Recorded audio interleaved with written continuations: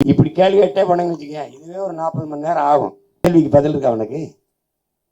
இப்ப இதுக்கு பதில் யார் சொல்லணும்? வழிகாட்டி, கொள்கை வழிகாட்டின்னு வந்தாருன்னா அவர் சொல்லணும். இப்ப பெரும்பான்மை, நாங்கள் இஸ்லாமிய கிறிஸ்தவர் சிறுபான்மை, ஒத்துக்குருவோம். ஐயா ஸ்டாலின் இப்ப பெரும்பான்மை, தம்பி உதயநிதி பெரும்பான்மை. எப்படி பெரும்பான்மை? எப்படி பெரும்பான்மை? நாங்க மார்க்கத்தால் ஏற்று இருக்கிற சமயத்தால் நாங்க சிறுபான்மை, மொழியால் இனத்தால் பெரும்பான்மை. நீங்க எதன் பொருட்டு பெரும்பான்மை? நாங்க மதத்தால் சிறுபான்மை, நீங்க எதன் பொருட்டு? மதத்தால் பெரும்பான்மை, இந்து மதம், அப்படிதானே சொல்ல வரீங்க. அப்ப நீங்க எப்படி நீங்க மதவாதத்துக்கு எதிராக எப்படி பேசுவீங்க? முன்னாடி இருக்கிற நீ சிறுபான்மைனா நான் பெரும்பான்மை ஆகுது. நான் எதனால பெரும்பான்மைங்கிற கேள்வி எழுதா இல்லையா? அப்ப நான் இந்து, அதனால பெரும்பான்மை. அப்படின்னா நான் இந்து, நான் எப்படி மதவாதத்தை எதிர்ப்பேன்? எப்படி? இனி என்ன சொல்லியிருக்கணும்? நாங்கள் தந்தை பெரியாரின் வழியில் வந்தவர்கள், நாங்கள் எல்லாம் கடந்த மானுட நேயம் பேசுகிறவர்கள், எங்களுக்கு சமயம் சாதி வேறுபாடுகள் கிடையாது, நாங்கள் மனிதம் போற்றுகிறோம். அப்படி பேசலையே. 90 விழுக்காடு எங்க கட்சியில இந்துன்னா இதே எப்படி இருக்கிறது? அதனாலதான் நாங்க பாருங்க, பெரிய பெரிய ஆளுகளை எல்லாம் கூப்பிட்டு பேசக்கூடாது அண்ணா, வருங்கால தலைமுறையை சரி பண்ணுவோம். அவனை கூப்பிட்டு சொல்லுவான், டேய் நீ சிறுபான்மை இல்ல, நீ பெரும்பான்மை தேசியத்தின் மகன், அந்த தன் நிமிர்வு தாண்டா தலை நிமிர்வு, தமிழ் இனத்தின் நிமிர்வு, அவனை கூப்பிட்டு பேசுவோம். நம்ம இளைஞர்களை கூப்பிட்டு பேசுவோம்னு சொன்னா சந்திக்கணும் தான், இளைஞர்களை கூப்பிட்டு பேசுவோம். முதல்ல அவனை தெளி பண்ணுவோம். நம்ம செத்து போனாலும் சரி, இன்னொரு தலைமுறை சரியாயிடணும். அதான் எங்க அண்ணன் சொல்றான் பாருங்க, நான் இறந்தா என்னடா, ஒரு தலைமுறை வரும்டா, எழுச்சியாக எழுந்து வரும்டா, அது நீ அடக்கும இடத்துல எலும்பு கூட எடுத்து நன்றி சொல்லுங்க. நாங்க வந்தா நீ தோண்டி எடுத்து நன்றி சொல்றோம். பொது சமூகத்துல அரங்கத்துக்குள்ள கூட பழனி பாபா பேரை உச்சரிக்க பயந்துகிட்டு இருந்தான். அவன் தம்பி நான் வந்தேன், பழனி பாபா எங்கள் முன்னத்து ஏர் எங்கள் புரட்சியாளர்னு போட்டவனதை எல்லாம் இன்னைக்கு வழி இல்லாம பழனி பாபா பாசறை, பழனி பாபா பேரைன்னு அங்கே ஏதா பேசுறான். எங்க இந்த திமுக, நீ மதவாதத்துக்கு எதிரானவன் தானே திமுக, இவர் என்ன மதவாதத்தை ஆதரிச்சார வைத்தார? சொல்லுங்க தம்பி, இவர் என்ன இவர் மதவாதத்தை எதிர்த்தார்? மதவாதத்தை எதிர்த்து ரத்தம் சிந்தி உயிரை பலியாக்கி மடிந்த மாவீரன் அவன் ஒருத்தன் தான் இருக்கான் இந்த மண்ணில். நீ மதவாதத்துக்கு எதிரானவன் தானே, அதுக்கு நன்றி கடனை அவன் படத்தை வச்சு அவனுக்கு ஒரு வணக்கத்தை செலுத்துங்க. பழனி பாபாவை மதவாதத்துக்கு எதிரான நாள், மதவாதத்துக்கு எதிரான ஒரு புரட்சி நாள் அவன் இறந்த நாள் அறிவிச்சு நீ ஏன் வணக்கம் பண்ணல? அப்ப நான் வந்தா செய்வேன். இது எப்படி இருக்கு? இது கேட்க இன்னைக்கு பாருங்களா? இது அப்ப அது நீ நடிக்கிற, என் மக்களை நீ அச்சப்படுத்துற, கோடையாக்குற, வீரனா நிமிர விட மாட்டேற, இது என் நாடு என் நிலம் அப்படின்னு பேச மாட்டேன். நீ எனக்கு சலுகை கொடுக்குற, நான் உரிமை கேட்கிறேன். உங்களுக்கு புரியுதா? அதனாலதான் நம்ம இந்த இடத்துல இந்த திமுகவை எப்படி நம்ம சொல்றோம்னா, ஒரு எங்க அப்பா பெரியப்பா சரி பண்ண முடியாது, எங்க மாமா மைத்தனர்கள் சரி முடியாது, தம்பி தங்கச்சியில சரி பண்ணோம்னா. இந்த வாட்டி நீங்க பாருங்களேன், இந்த தேர்தலில் நிற்கும் போது இந்த பையனுக்குலாம் சீட் கொடுத்துட்டாப்புல அப்படி கேட்பீங்க பாருங்க. எல்லாம் சின்ன சின்ன பசங்களாம் நிற்பாங்க, ஒரு 2-3 பேர் தான் தவிர்க்க முடியாம ஆம்பளை பசங்களா போயிட்டாங்க. எல்லாமே பெண் பிள்ளைங்க பரதாவோட நின்று நீ கேட்கணும், போட்டா போடுறான், போடலைன்னா போறான். அது புரியுதா உங்களுக்கு? நீங்க கொஞ்சம் கொஞ்சமாக தான் நகரும், கொஞ்சம் கொஞ்சமாக தான் தகர்க்க முடியும். ஏன்னா 60 ஆண்டுகளா பொது புத்தியில ஊறி போயிடுச்சு, இவங்க தான் பாதுகாப்புன்ட்டு. அப்ப அதை தகர்க்கணும். அதுக்கு அண்ணனுக்கு நீங்க கூடவே மண்வெட்டி கோடாரி தூக்கிட்டு வரணும். வணக்கண்ணா, நான் ஜெயகொண்ட சட்டமன்ற உட்கார்ந்து வணக்கண்ணா, நான் ஜெயகொண்ட சட்டமன்ற தொகுதியிலிருந்து வரேன். என்னுடைய பேர் கார்த்திக்ண்ணா.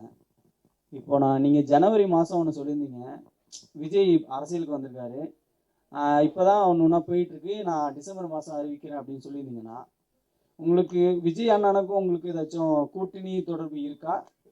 அப்படி கூட்டணி இல்லை அப்படின்னா அவரை நீங்க எதிர்க்கிறதுக்கு என்ன மாதிரியான ஆயுதம் வச்சு எதிர்த்து நீங்க ஆட்சிக்கு வருவீங்கன்னா, நான் தமிழர் கட்சி ஆட்சிக்கு வரணும்னு விரும்புறேன்னா, அதனால இந்த கேள்வி உங்கள்கிட்ட கேட்கிறேன்னா. இல்லை, எப்படி ஒரு எதிரி பலகீனமாவான்னு அதை வச்சு நம்ம ஜெயிக்கணும்ட்டு ஒரு வீரன் களத்தில் நிற்க முடியாது. நான் என்னுடைய வலிமை என்னுடைய வீரத்தை வச்சு தான் நான் போருக்கு போய் களத்தில் வெல்ல முடியும். இப்போ எங்களுடைய கோட்பாடு, எங்களுடைய கொள்கை முடிவு, எங்களுடைய நிலைப்பாடை வச்சு தான் நம்ம களத்தில் நிற்க முடியும். அவர் பலகீனப்படுவார், அவர் தோற்பார். அதனால எங்களுடைய கோட்பாடு எதிரி தோற்க வேண்டும் என்பது அல்ல, நாங்கள் ஜெயிக்க வேண்டும் என்பதுதான் எங்களுடைய கோட்பாடு.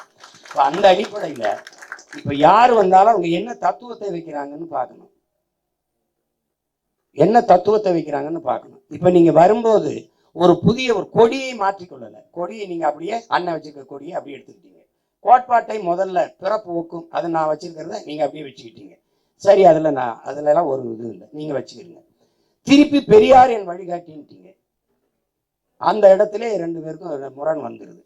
இந்த தத்துவத்துல நீங்க பாத்தீங்கன்னா பெரியார்கிட்ட இருந்து நம்ம எங்க அடிப்படையில முரண்படுறோம்னா, எடுத்த உடனே உலகம் போற்றி கொண்டாடுகிற ஒரு தாய்மொழி, ஒரு தேசியத்தின் மொழியை, ஆகச்சிறந்த இலக்கிய செழுமை கொண்ட ஒரு மொழியை, முதலாக தோன்றிய மொழி தமிழ், முதல் மாந்தன் தமிழன்ற ஆய்வறிஞர்கள்லாம் நிறுவிய ஒரு இனத்தின் மொழியை அவர் சனியன்னு சொல்கிறார்.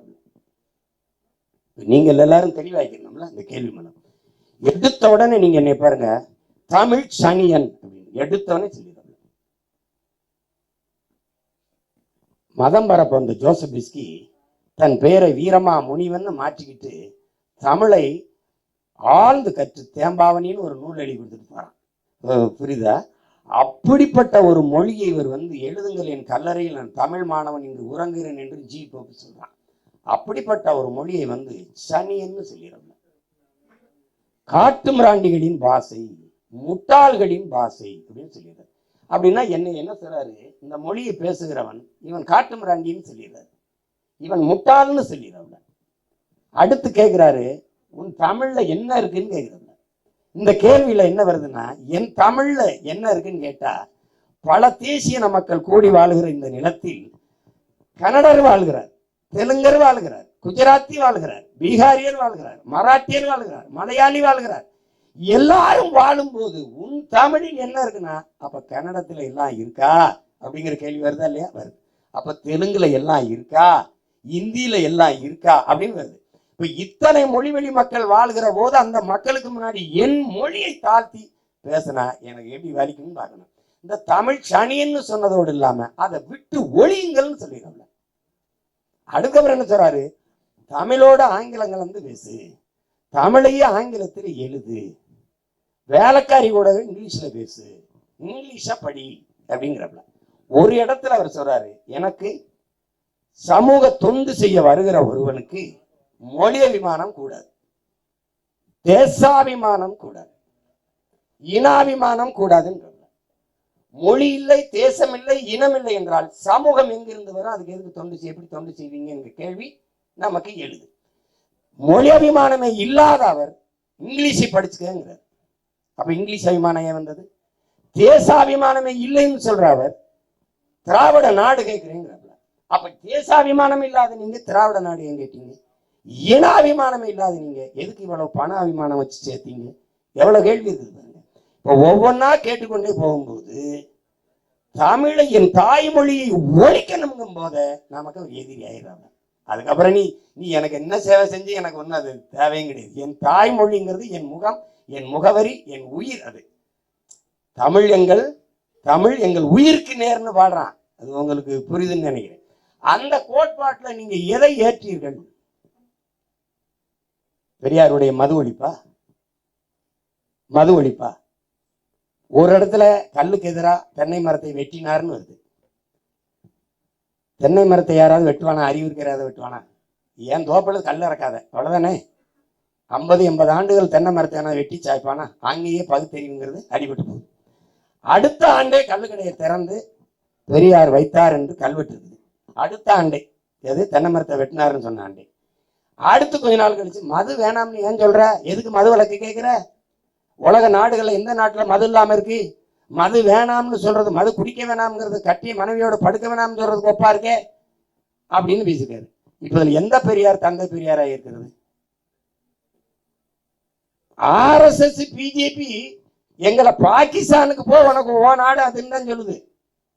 இவரு ஆப்கானிஸ்தானுக்கு போங்கிறாரு. அண்ணே சொல்லுங்கண்ணே, நான் போய் சொல்றேன்னு சொல்லுவேன் நினைப்பாங்கண்ணே. அவன் பரவாயில்ல பொருக்குடா, ஆப்கானிஸ்தானுக்கு போ, துல்கப்பிலுக்கு இங்க என்ன வேலை?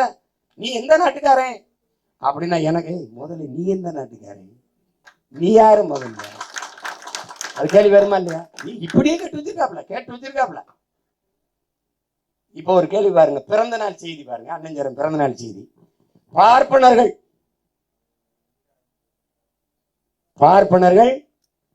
கிறிஸ்தவர், பார்ப்பனர்கள் ஒரு எதிரி, பார்ப்பனர்கள் நம்மில் கீழான மக்கள், கீழ் சாதி மக்கள், கிறிஸ்தவர்கள், முகமதியர்கள், இஸ்லாமியர்கள் நமக்கு எதிரிகள். இப்ப இதுல எல்லாரும் நீங்க ஆழ்ந்து கவனிக்கணும். பார்ப்பனர்கள் நம்மில் கீழான மக்கள், கிறிஸ்தவர்கள், இஸ்லாமியர்கள் நமக்கு எதிரி. இந்த நமக்கு இருக்குல்ல, இவனெல்லாம் எதிரி உனக்கு. இந்த நமக்கு எதிரி இருக்குல்ல, அந்த நமக்கு யாரு? இந்த நமக்குள்ள யார் இருக்கான்னு தம்பி புரியுதா? நமக்குள்ள யார் இருக்காப்ப?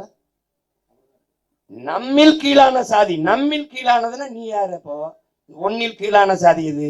நீ எப்படி சாதியை விடுதலை பெற்று வந்தா, சமூக நீதியை காக்க வந்தா, எங்களுக்கு இது பேசணும்னா நம்மில் கீழான, ஒன்னில் கீழான சாதி. இது எப்படி இருக்கு? அண்ணல் அம்பேத்கர் சொல்றாரு, நான் யாருக்கு அடிமை இல்லை, எனக்கு யாரும் அடிமை இல்லை. இது கோட்பாடா? நம்மில் கீழான மக்கள்னா இது கோட்பாடா? சரி, பார்ப்பனன் எதிரி, நம்மில் கீழான மக்கள் யார் யாரு? அது கேள்வி. கிறிஸ்தவன், இஸ்லாமியன் எதிரி. யாருக்கு எதிரி? அந்த நமக்குள்ள யார் இருக்கா? அப்ப இந்த கேள்விக்கு பதில் இருக்கா அவனுக்கு? இப்ப இதுக்கு பதில் யார் சொல்லணும்? வழிகாட்டி, கொள்கை வழிகாட்டின்னு வந்தாருன்னா அவர் சொல்லணுமா இல்லையா? அண்ணா என்னன்னா சொல்லணும். இப்பதானே முக்கியம். இப்ப நீங்க திராவிட இயக்கத்தில் இருக்கிற தலைவர்களை எல்லாம் பாரு, கள்ளக்காதல்னு சொல்லக்கூடாதுன்றாங்க.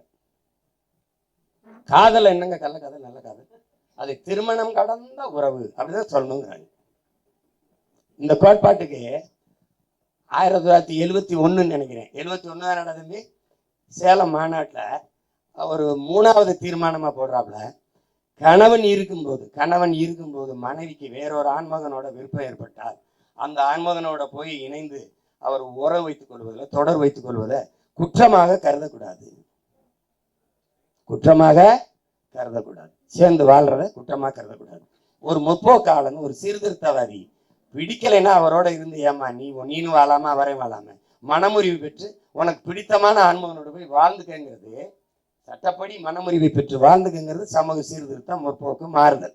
புருஷன் இருக்கும்போது இன்னொருத்தனோட தொடர் வச்சுக்க, அதை குற்றமா கருதாதேன்னு பேசுறது எப்படிப்பட்ட சமூக சீர்திருத்தம், எப்படிப்பட்ட பெண்ணிய உரிமைங்கிறத நீ தான் பேசணும். புரியுதா? இப்படி கேள்வி கேட்டே போனேன்னு வச்சுக்க, இதுவே ஒரு 40 மணி நேரம் ஆகும். அதனால அது தனி கேள்வி. அதனால நீ என்ன தத்துவத்தை எடுத்து வச்சு வாராய்னா, நீங்க தமிழ் என்று பேசல, தமிழர் என்று பேசல, மொழி இனம் என்று நம்மை பிரிப்பார்கள்னு பேசுறாங்க. சாதி மதம் மொழி இனம் என்று பிரிப்பார்கள் என்று அவர் மாநாட்டில் பேசுனது இருக்கு. முதல் மாநாட்டில் மொழி இனம் என்று பிரிப்பார்கள் அப்படிங்கறத எப்படி ஏற்கிறீங்க? உலகம் எங்கும் மொழி வழிதான் அரசியல் நடக்குது. மொழி இன அடிப்படையில் தான் அரசியல் கட்டமைக்கப்படுது. அதை போய் நீங்க இப்ப இந்தியாவே இத்தனை மாநிலங்கள் பிரிக்கப்பட்டது சாதி வழியோ மத வழியோ அல்ல, மொழி இன அடிப்படையில் தான் இத்தனை மாநிலங்கள் பிரிக்கப்பட்டது. அப்படின்னா இந்த மொழி வழிய மாநிலங்கள் பிரிக்கப்பட்டதை நீங்கள் ஏற்கிறீர்களா, எதிர்க்கிறீர்களா? அப்படிதானே நீங்க பார்க்கணும். அப்ப நீங்க தமிழக வாழ்வுரிமை, தமிழக வெற்றி கழகம் அப்படின்னு கட்சி ஆரம்பிச்சிருக்க கூடாது. அகில இந்திய வெற்றி கழகம் அப்படிதான் நீங்க ஆரம்பிச்சிருக்கணும், இல்ல அகில உலக அப்படிதானே ஆரம்பிச்சிருக்கணும். உங்களுக்கு புரியுதா? அப்ப எந்த ஒரு அரசியலும் அந்தந்த தேசிய இனத்தின் மொழி, கலை, இலக்கியம், பண்பாடு, வழிபாடு, அவனுடைய நிலம், வளம், மக்களின் நலம், இந்த அடிப்படையில் கட்டி எழுப்பப்படலைன்னா அந்த அரசியல் அது சரியான அரசியல் அல்ல. அந்த அடிப்படையில் தான் அவர் கோட்பாடு வேறையாயிடுச்சு, நம்ம கோட்பாடு வேறையாயிடுச்சு. இப்ப அதை பத்தி பேசி நமக்கு பயன் இல்லை. கச்சத்தீவுல என்ன உங்க நிலைப்பாடு? காவிரி நதிநீர் உரிமையில என்ன நிலைப்பாடு? மொழி செத்துருச்சு, தமிழ் செத்துருச்சு, அதை மீட்டுருவாக்கம் செய்யறதுல உங்க நிலைப்பாடு என்ன?